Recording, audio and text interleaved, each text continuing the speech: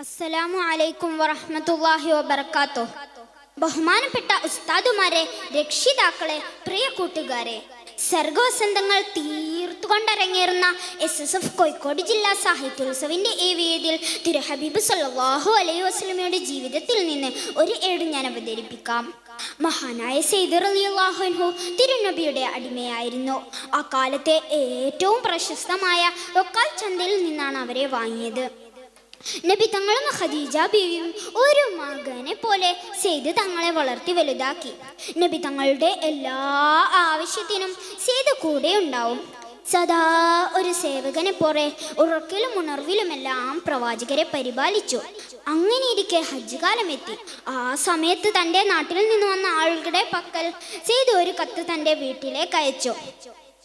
ഞാനിവിടെ സുഖമായി കഴിയുന്നുവെന്നും എൻ്റെ യജമാനൻ എന്നെ പൊന്നു പോലെ നോക്കുന്നുവെന്നും ആ കത്തിൽ പറഞ്ഞിരുന്നു. ഈ കത്ത് കണ്ട സെയ്ദ് തങ്ങളുടെ പിതാവ് ഹാരിസ വളരെയധികം സന്തോഷിച്ചു. ഹാരിസ തൻ്റെ സഹോദരനെയും കൂട്ടി മക്കയിലേക്ക് പുറപ്പെട്ടു. മക്കയിലെത്തി നബി തങ്ങളെ കണ്ട് ഇരുവരും പറഞ്ഞു, അല്ലയോ അൽ അമീൻ, ഞങ്ങൾ ഇത്രയും ദൂരം താണ്ടി വന്നത് ഞങ്ങളുടെ മകനെ മോചിപ്പിക്കാനാണ്. അതിന് എത്ര പണം വേണമെങ്കിലും തരാം. ഞങ്ങളോട് ദയ കാണിക്കുമോ? ആശ്ചര്യത്തോടെ നബി തങ്ങൾ ചോദിച്ചു, നിങ്ങൾ ആരെ കുറിച്ചാണ് പറയുന്നത്? നിങ്ങളുടെ ഏത് മകനാണ് എൻ്റെ അടുക്കലുള്ളത്? അവർ പറഞ്ഞു, അങ്ങയുടെ പരിചാരകനായ സെയ്ദ് എൻ്റെ മകനാണ്. നബി തങ്ങൾ പുഞ്ചിരിച്ചു കൊണ്ട് പറഞ്ഞു, നിങ്ങൾക്ക് വേണ്ടി ഞാൻ അവനെ വിളിക്കാം. അവൻ ഇഷ്ടാനുസരണം പ്രവർത്തിക്കട്ടെ. നിങ്ങളെയാണ് അവൻ തിരഞ്ഞെടുക്കുന്നതെങ്കിൽ പണം നൽകാതെ തന്നെ കൊണ്ടുപോകാം. ഇനി അവൻ എന്നെയാണ് തിരഞ്ഞെടുക്കുന്നതെങ്കിലോ അല്ലാഹുവാണേ സത്യം, എന്നോടൊപ്പം അവൻ താമസിക്കാൻ ആഗ്രഹിച്ചാൽ ഞാൻ അത് എതിർക്കുകയുമില്ല. വന്നവർക്ക് വളരെയധികം സന്തോഷമായി. അവർ പറഞ്ഞു, അങ്ങ് മാന്യമായ നിലപാടാണ് സ്വീകരിച്ചത്. വളരെ നല്ല തീരുമാനം. നബി തങ്ങൾ സെയ്ദ് തങ്ങളെ അരികിലേക്ക് വിളിച്ചു. മോനെ, ഇവരെ നീ അറിയുമോ? അതെ, ഇതെന്റെ ഉപ്പയും മൂത്താപ്പയുമാണ്. സെയ്ദ് തങ്ങളുടെ മറുപടി കേട്ട് വന്നവർക്ക് വളരെയധികം സന്തോഷമായി.